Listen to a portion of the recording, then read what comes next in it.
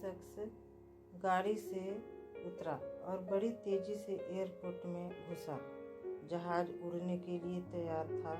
उसे किसी कॉन्फ्रेंस में पहुंचना था जो खास उसी के लिए आयोजित की जा रही थी।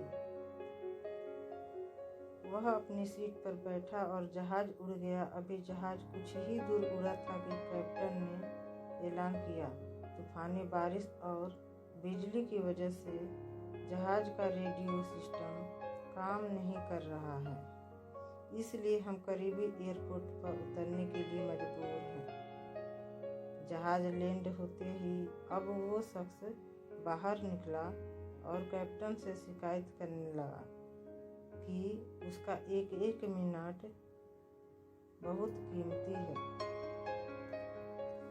और होने वाली कॉन्फ्रेंस में उसका पहुंचना बहुत जरूरी है। पास खड़े दूसरे मुसाफिर ने उसे पहचान लिया और बोला, डॉक्टर पटनायक, आप जहां पहुंचना चाहते हैं टैक्सी द्वारा यहां से केवल 3 घंटों में आप पहुंच सकते हैं। डॉक्टर ने उस शख्स का शुक्रिया अदा किया और टैक्सी लेकर निकल पड़ा। लेकिन ये क्या, आंधी तूफान और मूसलाधार बारिश ने गाड़ी का चलना मुश्किल कर दिया। फिर भी ड्राइवर गाड़ी चलाता रहा। अचानक ड्राइवर को एहसास हुआ कि वह रास्ता भटक गया है। नाउम्मीदी के उतार चढ़ाव के बीच उस शख्स को एक छोटा सा घर दिखा। इस तूफान में वही गनीमत समझकर गाड़ी से नीचे उतरा और दरवाजा खटखटाया। आवाज आई, जो कोई भी है अंदर आ जाए। दरवाजा खुला है। अंदर एक बुढ़िया आसन बिछाए भगवत गीता पढ़ रही थी। उसने कहा, माँ जी, अगर इजाज़त हो तो आपका फ़ोन मैं इस्तेमाल कर लूँ। बुढ़िया मुस्कुराई और बोली, बेटा, कौन सा फ़ोन? यहाँ ना बिजली है ना ही फ़ोन है।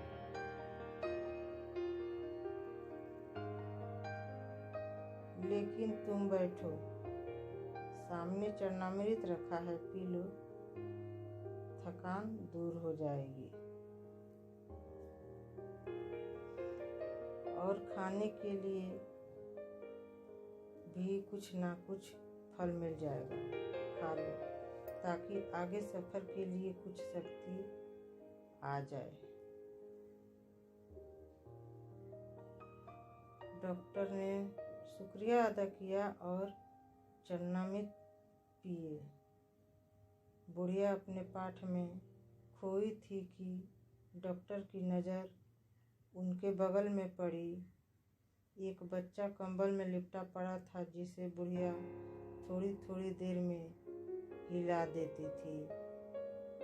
बुढ़िया ने पाठ समाप्त किया तो डॉक्टर ने कहा, माँ जी, आपके स्वभाव और एहसान ने मुझ पर जादू कर दिया है। आप मेरे लिए भी दुआ कर दीजिए, यह मौसम साफ हो जाए। मुझे उम्मीद है आपकी दुआएं जरूर कबूल होती होंगी। बुढ़िया बोली, नहीं बेटा, ऐसी कोई बात नहीं है। तुम मेरे अतिथि हो और अतिथि की सेवा ईश्वर का आदेश है। मैंने तुम्हारे लिए भी दुआ की है। परमात्मा का शुक्र है, उसने मेरी हर दुआ सुनी है। बस एक और दुआ मैं उससे मांग रही हूँ, शायद जब वह चाहेगा उसे भी कबूल कर लेगा। कौन सी दुआ? डॉक्टर ने पूछा। बुढ़िया बोली, ये जो 4 साल का बच्चा तुम्हारे सामने अधमरा पड़ा है, मेरा पोता है। ना इसकी माँ जिंदा है ना ही बाप। बुढ़ापे में इसकी जिम्मेवारी मुझ पर है।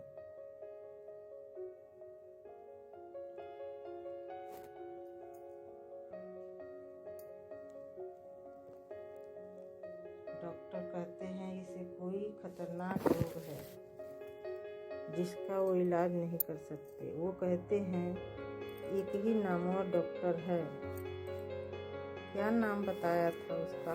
हाँ, याद आया, डॉक्टर पटनायक। यह इसका ऑपरेशन कर सकता है। लेकिन मैं बुढ़िया कहाँ उस डॉक्टर तक पहुँच सकती हूँ। बच्चों को लेकर जाऊंगी तो पता नहीं वह देखने के लिए राजी भी हो या नहीं। बस अब बंसी वाले से यही मांग रही हूँ कि वह मेरी मुश्किल आसान कर दे। डॉक्टर की आंखों में आंसू का सैलाब निकला।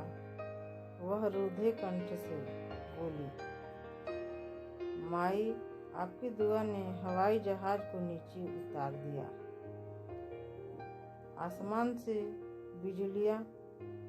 आसमान पर बिजलियां कौंधवा दी, मुझे रास्ता भुलवा दिया ताकि मैं यहाँ तक खींचा चला आऊं।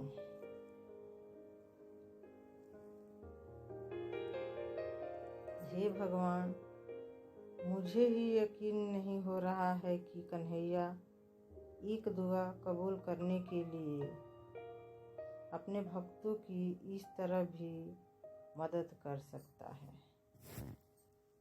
ईश्वर सर्वशक्तिमान है।